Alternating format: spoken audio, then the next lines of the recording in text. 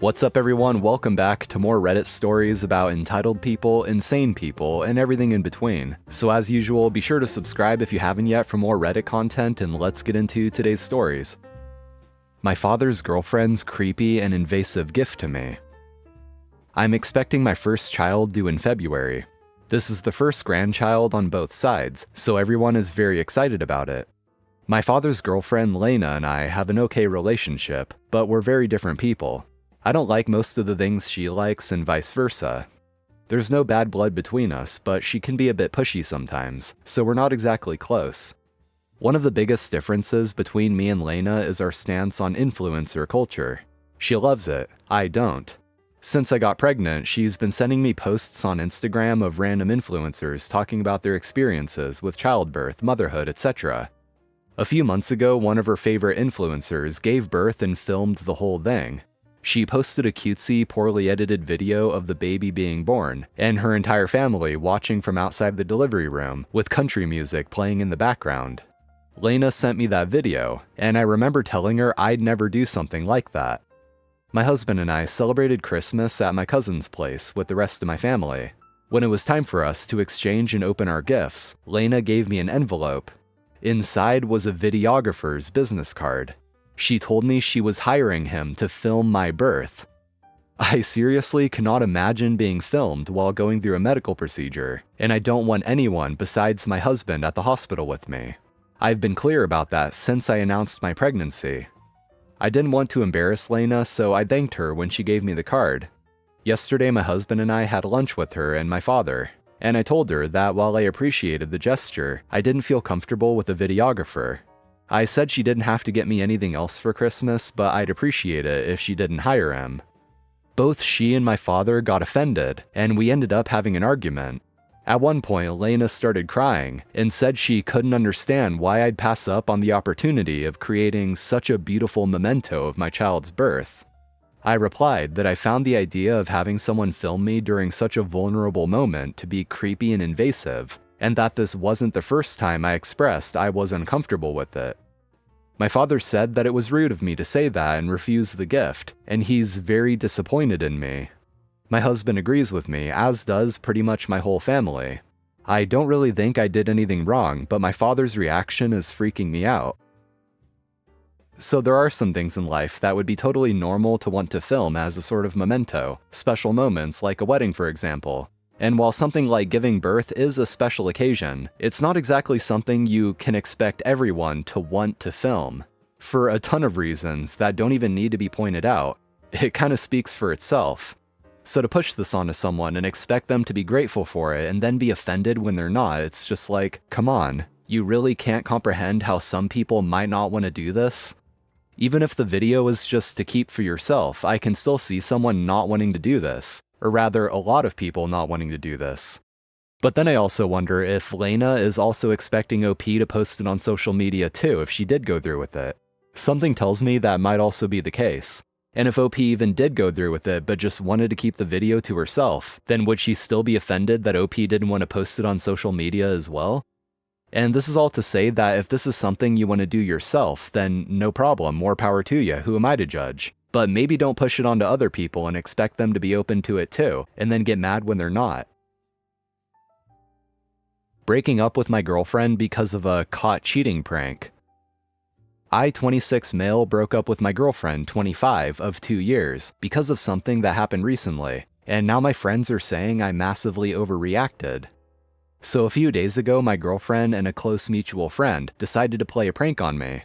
The prank was that they filmed a scenario where I caught them in bed together, pretending they were hooking up.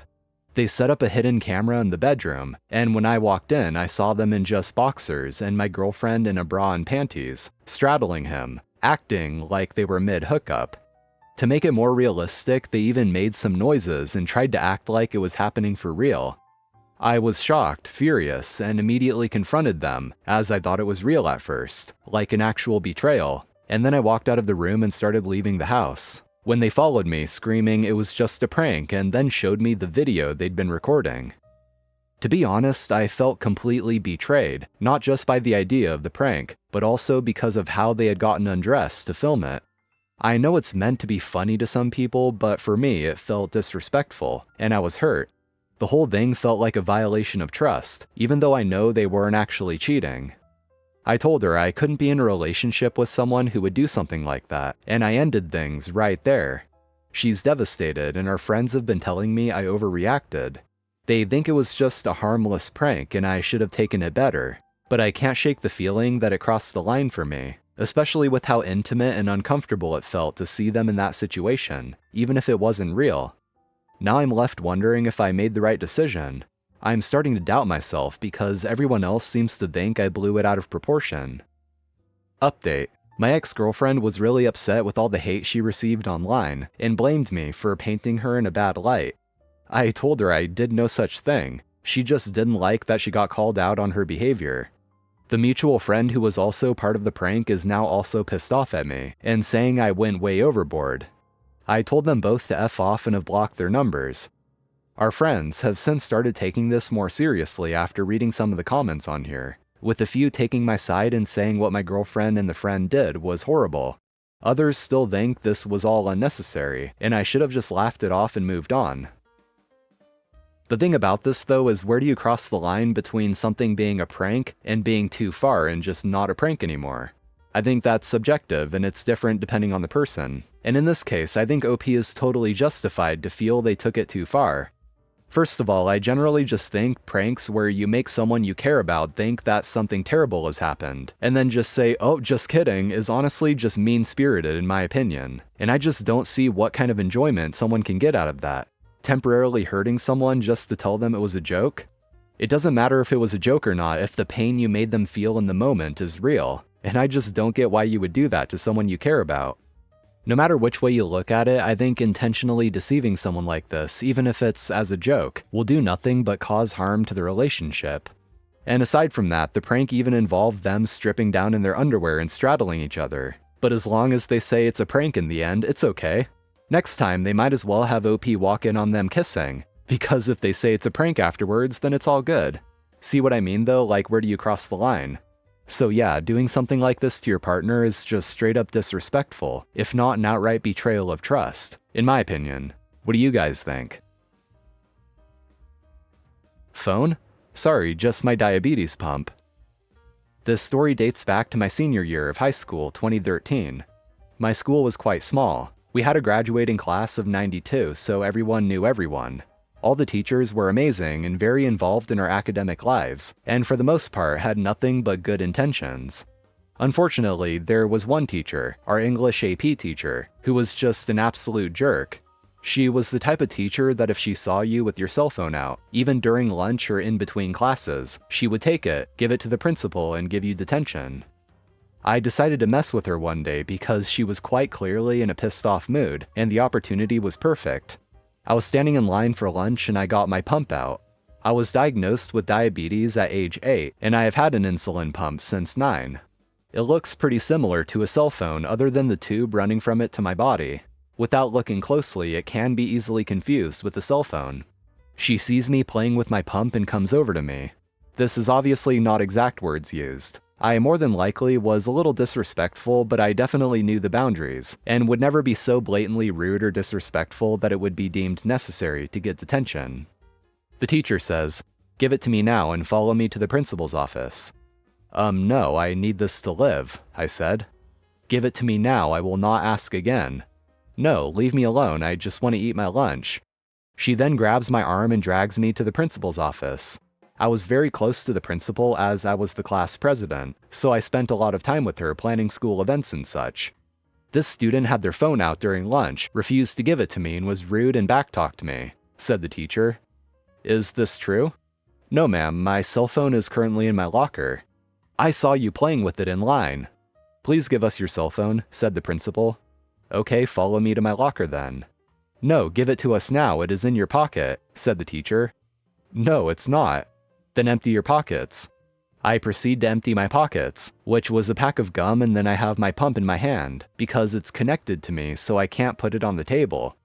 "Why would you lie to me when you obviously have it in your hand?" said the teacher. "This is my diabetes pump," I said. "Why didn't you tell me?" "You never asked if it was a cell phone. You just tried taking it away from me. This is ridiculous. You need to show more respect.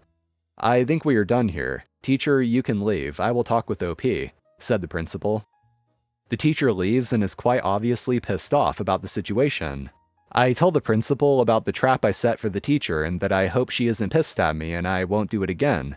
She chuckles a little bit, tells me to go eat lunch, and she will see me later for a school fundraiser event. I never had another problem with that teacher, and during class she made it a point to try not to talk to me. Teaching my son a lesson and throwing him out after he said household chores are a woman's job.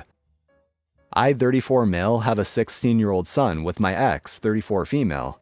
We had our son way too early in life. We lived on the same street growing up and knew each other from school. We fooled around sometimes and the rest is history. I'm ashamed to say, but both our parents have been exceptionally controlling in both our lives up until the divorce, and both my ex and me were too much of a pushover to do anything about it. When they learned she was pregnant, they forced us to get married. They told me they want her as a stay-at-home mom and me to work. My ex and I, we hated each other for our stolen lives. We were never cruel to one another and have never displayed any hatred in our house for our son's sake. But we slept in different bedrooms and avoided each other as much as we could. We split up after I caught her cheating, which finally made us both able to break off the chains of control both our parents had over us and get divorced 2 years ago. Now everything is very good between us, and I even consider her a friend, now that she's no longer my wife. And credit where credit is due, she was, however, a remarkable homemaker and an amazing mother. When we divorced, I had to learn all of this on my own. It was the first time I realized how much work goes into maintaining a house. I'm embarrassed to admit it, but I had to look up YouTube tutorials on how to clean and cook. A few weeks ago, I was ironing me and my son's clothes, and told him that I want to teach him how to do this, as I don't want him falling into the same mistake I did and never learning this on my own. He said he doesn't want to, and I just said he'll have to learn to do this at some point. He then said, "Only failed men do stuff like this, and I won't be one of them." I stopped and looked up a bit bewildered and asked him to clarify. He said that it is his belief that this is a woman's job to do, and that only simps do simple household chores. I tried to keep my composure as much as I could, but asked if he saw me as a simp, and he just shrugged. I told him that now he will have to choose his next words carefully, but I said that he will learn household work whether he likes it or not. He again reiterated what he said, and I said, well, if he thinks this is a woman's job, it's time for him to live with a woman and to pack his bag and go to his mom's house, as I will not have any of that Andrew Tate bullcrap in my house. My son lives with me during the week as his school is only 5 minutes away, and his mom nearly 2 hours. He refused to make his bag, so I made it for him. He started seeing the gravity of my seriousness and tried to backtrack on his words, but I wasn't having any of it. He must have called his mom in the time I was packing, as she called me as well. She asked me what was going on, and I told her what happened. Surprisingly, she's on my side, and has just asked me to drop him off at hers, and she'll help teach him a lesson. It's been about 2 weeks now that he's been living with his mom, and she has been reinforcing the household chores on him. He's called me multiple times to apologize and asking to come back. His mom and I agreed he's going to stick this up for a week or two after the holidays, and make him commute to school and do lesser household chores, and then let him come back to me to reinforce the consequence of his belief. And that's going to be it for today, friends. Thank you for watching, I appreciate it. And as always, if you enjoyed, be sure to drop a like on the video and subscribe to the channel for more Reddit shenanigans. So take care, and I'll see you next time.